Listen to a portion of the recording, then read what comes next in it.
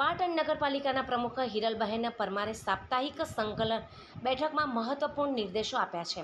તેમણે જણાવ્યું કે પ્રી મોન્સૂન કામગીરીમાં બેદરકારી દાખવનાર વોર્ડ નંબર ઇન્સ્પેક્ટર્સ અને શાખા અધિકારીઓ સામે કડક પગલાં લેવાશે। બેઠકમાં ઉપપ્રમુખ હિનાબેન શાહ, કારોબારી ચેરમેન મુકેશ પટેલ સહિત અનેક પદાધિકારીઓ હાજર રહ્યા હતા। માખણીયા વિસ્તારના કચરાના સેગ્રીગેશનનું ટેન્ડર પ્રાદેશિક કચેરીમાં મોકલવામાં આવ્યું છે। જૂના કચરાના ટેન્ડરો RCMSમાં મંજૂરી માટે મોકલાયા છે।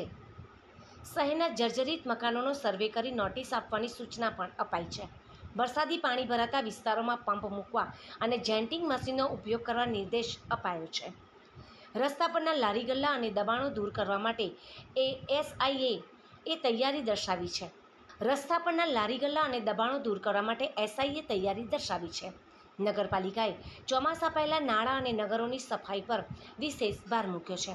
પ્રમુખે સ્પષ્ટ કહ્યું છે કે વરસાદમાં જળ ભરાવાની ફરિયાદો આવશે તો સંબંધિત અધિકારીઓને સસ્પેન્ડ કરવા સુધીની કાર્યવાહી કરવામાં આવશે। આજે નગરપાલિકાને અમારી જે શાખા પદાધિકારીઓ ખરા એની સંકલન બેઠક રાખવામાં આવી હતી।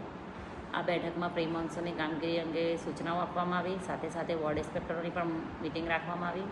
તેમાં પાટણ શહેરના તમામ વરસાદી લાઈનો જે હતી એ તેની ચેમ્બરો એની સફાઈની તાત્કાલિક સફાઈ થાય, પબ્લિકને હાલાકી ન પડે એ માટેની સૂચનાઓ આપી। નાળાઓની સફાઈ અને કેનાલોની પણ સફાઈની સૂચનાઓ આપવામાં આવી।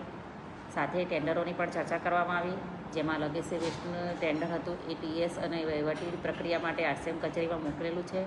બીજા નંબરે કે સેગ્રીગેશન પ્લાન્ટ છે એનું પણ 21% આવેલું હોવાથી એ પણ અમે RCM કચેરીમાં મોકલી આપેલું છે। કર્મચારીઓને પણ જરૂરી સૂચનાઓ આપી અને જો કામગીરી યોગ્ય અને સંપૂર્ણ સારી રીતે નહીં થાય અને પબ્લિકને જો પહેલાં જ વરસાદમાં હાલાકી પડશે તો તેમને આ વોર્ડ ઇન્સ્પેક્ટરોને સંપૂર્ણ રીતે એમની જવાબદારીથી મુક્ત કરવામાં આવશે એવી પણ સૂચના આપવામાં આવી। સાથે સાથે શાખાના અધિકારીઓને પણ આ સૂચના આપવામાં આવી।